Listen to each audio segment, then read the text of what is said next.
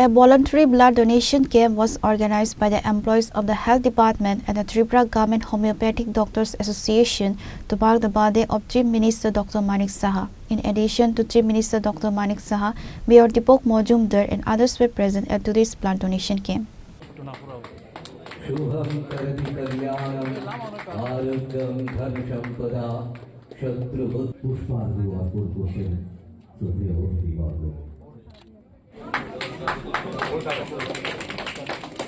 সবার কাছ থেকে জোরে করতালি আশা করব।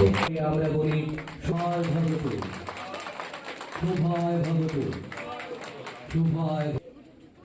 জন্মদিনের শুভেচ্ছা অর্পণ করবেন।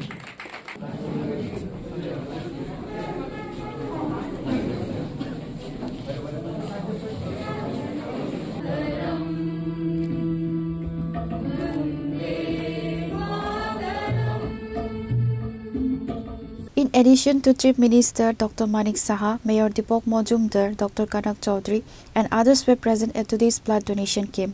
During the blood donation camp on IGM Hospital, Professor Dr. Manik Saha addressed, he noted that since the current government took office, a dental college was established in a very short span of time, despite various attempts by some groups to obstruct the process.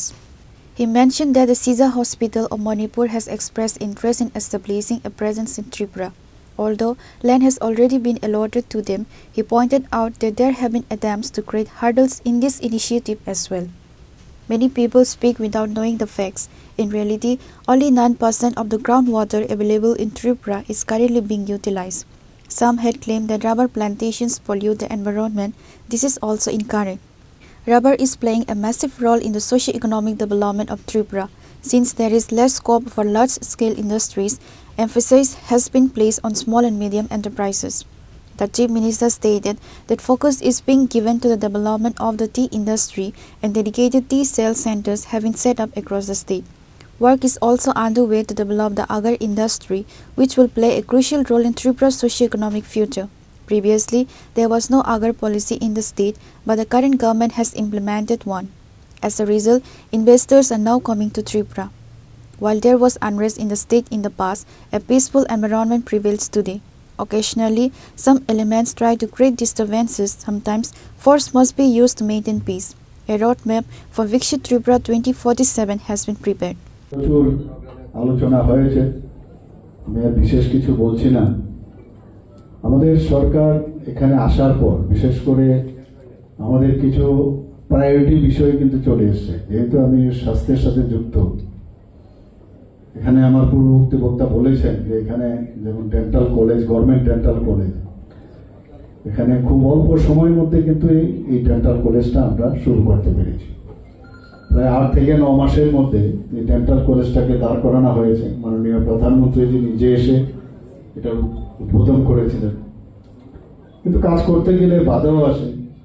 একজন জনপ্রতিনিধি কথা না, মানে ওনার অজ্ঞতার কারণে হঠাৎ করে উনি প্রাইম মিনিস্টারের অফিসে চিঠি লিখেছেন যে এই ডেন্টাল কলেজ দেখানো হয়েছে, আগরতলা গভর্নমেন্ট মেডিকেল কলেজের ফ্যাকাল্টিদেরকেও দেখানো হয়েছে। তাহলে তো এটা এজেন্সির যে তার যে এফিলিয়েশন সেটাই শেষ হয়ে যাবে। তো ন্যাচারালি আমি তখন যাচ্ছিলাম মেঘালয়ে, এবং মেঘালয়ে আমি গাড়িতে বসে, দ্যাট ডে ওয়াজ সানডে, আমি যখন যাচ্ছি তখন পিএমও অফিস থেকে ফোন এসছে যে এরকম বিষয়, এবং কথা হয়েছে যে সেখানেও পিএমও একটা প্রোগ্রাম ছিল এবং একসাথে ওনার ফ্লাইটে আমি আগরতলায় আসবো এবং ডেন্টাল কলেজের উদ্বোধন হবে, আরও কিছু প্রোগ্রাম ছিল। এই গাড়িতে বসে আমি ডিসিআই এর সমস্ত মেম্বারসদের আমি বললাম যে আর এখানে তো মুখে বললে হবে না যে না এরকম না, এটা সিস্টেমে এরকম, যারা মেডিকেল ফ্যাকাল্টি ওরাও কিন্তু ইনভলভ থাকতে হয়। এখন সার্জারি, মেডিসিন, অ্যানাটমি, ফিজিওলজি কে পড়াবে? এটার জন্য তো আলাদাভাবে ডেন্টাল কলেজে একজন সার্জেনেসে সারাদিন বসে থাকবে না, কে বুঝাবে কাকে? কিন্তু রিটেন কাগজপত্র লাগবে। আমি ডিসিআই এর অফিস খুলে এই গাড়িতে বসে বসে প্রায় 3 ঘন্টার রাস্তা ছিল, 3.5 ঘন্টা, এই বসে বসে এগুলোর কাগজগুলো আনালাম। এটাই তো মাননীয় মুখ্যমন্ত্রী জানেন, আর প্রধানমন্ত্রী কিন্তু জানেন না সেটা। কিন্তু অফিসে যখন আমি এগুলো পাঠালাম সব যে বাইলস গুলো, তারপরে কিন্তু নিশ্চিন্ত হলাম। এবং মাননীয় প্রধানমন্ত্রীজি তো আমাকে আর জিজ্ঞেস করেনি সব, কারণ তাদের ওনার যে প্রোটোকল সেই হিসাবে। তা এই বাধা এই ধরনের থাকবে, যে কোনো ভালো কাজ করব, শেষ পর্যন্ত তো উদ্বোধন হলো, কিন্তু কত মানে এটা এগোনির মধ্যে থাকতে হয়েছে যে কোনো জিনিসে। আপনারা এর আগেও দেখেছেন যখন এখানে একটা প্রাইভেট মেডিকেল কলেজ হয়েছে, সেখানেও নানা রকম বাধার সৃষ্টি করা হয়েছে, কিন্তু সমস্ত তথ্য দিয়ে বিধানসভায় বোঝানো হয়েছে যে এই যে প্রোটোকল, এনএমসির যে গাইডলাইন, এমসি এর যে গাইডলাইন, এইভাবে ইচ্ছে করলে যে কোনো গভর্নমেন্ট ডিস্ট্রিক্ট হসপিটাল বা স্টেট হসপিটাল, আগরতলা শহরটা এখন আমি প্রায়ই আমি কথা বলি আমাদের মেয়র সাহেবের লোকে, যে এখন অনেকে এসে বলছে জলের আর অভাব নেই, জলের আর অভাব নেই, এখন যে জল দুতলায় যায় জল। তো এই যে জল, এটাও কিন্তু উই আর ব্লেসড। আমরা কিন্তু প্রথমে হাওড়া নদীর থেকে আমরা চেষ্টা করেছিলাম, নব্যতা কমে গেছে, কিন্তু আমরা এখানে তো এমন নাই গ্লেসিয়ার আছে যে জল পাহাড় থেকে মানে আস্তে আস্তে করে জল বরফ থেকে গলে আসবে। সেখানে তো বড় মোড়ার মতো জায়গার মধ্যে যে জলগুলো আটকিয়ে থাকে, যে রুটের মধ্যে গাছগুলো থাকে, সেই গাছগাছার জলই আসে এখানে।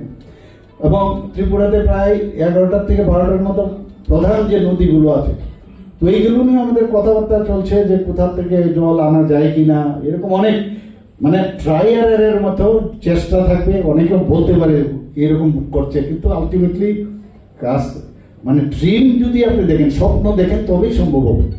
তো এই যে মাটির নিচে ত্রিপুরার মানুষ, আমরা কিন্তু দেখুন ভগবান কিন্তু সব আমাদের দেয়। Many donors participated in the camp with great enthusiasm and donated blood voluntarily. Chief Minister Dr. Manik Saha and other guests encouraged the voluntary donors. Reported by Amit from Agartala, Chinikhora.